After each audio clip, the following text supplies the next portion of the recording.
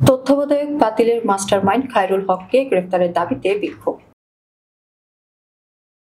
সাবেক প্রধান বিচারপতি এবিএম খায়রুল হককে অবিলম্বে গ্রেপ্তারের দাবিতে সুপ্রিম কোর্ট বিক্ষোভ মিছিল ও সমাবেশ অনুষ্ঠিত হয়েছে। মঙ্গলবার 29 এপ্রিল দুপুরে সুপ্রিম কোর্ট আইনজীবী সমিতি ভবনের সামনে এই বিক্ষোভ সমাবেশ অনুষ্ঠিত হয়।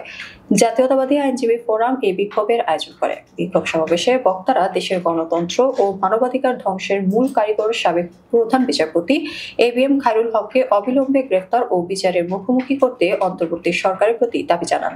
আইনজীবী নেতারা বলেন, খায়রুল হকের কঠোর বিচার নিশ্চিত করতে হবে, যেন ভবিষ্যতে তার মতো কোনো বিচারপতি তৈরি না হয়। তার বিচারের দাবিতে প্রয়োজনে আরো কঠোর কর্মসূচি ঘোষণা করা হবে। এখনো দেশের উচ্চ ও অর্ধস্তর আদালতে যেসব দলবাজ ও ফ্যাসিবাদের দোষর বিচারকরা বহাল আছে উল্লেখ করে তাদের অবিলম্বে অপসারণ করার দাবি জানান তারা। বিক্ষোভ সমাবেশে বক্তব্য দেন জাতীয়তাবাদী আইনজীবী ফোরামের সভাপতি অ্যাডভোকেট জয়নুল আবেদিন, মহাসচিব ব্যারিস্টার কায়সার কামাল।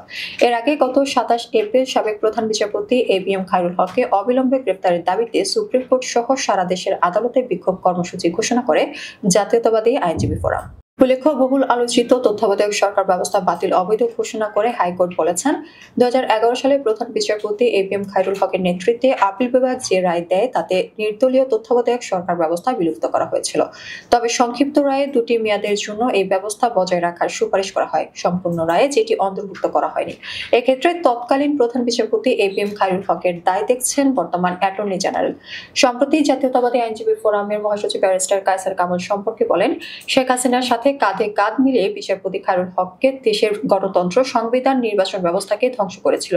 বাংলাদেশের স্বাধীনোত্তর ইতিহাসে বিচারপতি খায়রুল হকের মতো জ্ঞানপাপী আর দ্বিতীয় কেউ নেই বলে মন্তব্য করেছেন অ্যাটর্নি জেনারেল মোহাম্মদ আসাদুজ্জামান। তথ্যসূত্র বলছে, বিচারপতি খায়রুল হক, ডক্টর কামাল হোসেন, ব্যারিস্টার রফিকুল হক, ব্যারিস্টার এম আমিরুল ইসলাম, সাবেক অ্যাটর্নি এবং সাবেক অ্যাটর্নি জেনারেল মাহমুদুল ইসলামের মতো বিশিষ্ট আইনজ্ঞদের জোরালো আবেদন উপেক্ষা করে নির্দলীয় নির্বাচনকালীন সরকারকে অবৈধ ঘোষণা করে রায় দেন।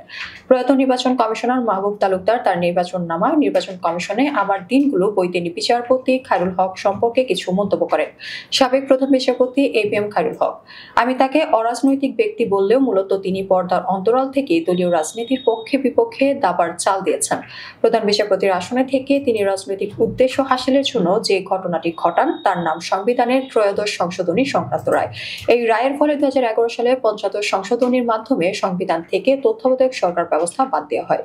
প্রসঙ্গত, 1998 সালে হাইকোর্ট বিভাগের অতিরিক্ত বিচারক হিসেবে নিযুক্ত হওয়ার পর স্বৈরাচার হাসিনা সরকারের তদবিরের আর পিছনে ফিরে তাকাতে হয়নি বিচারপতি খায়রুল হককে।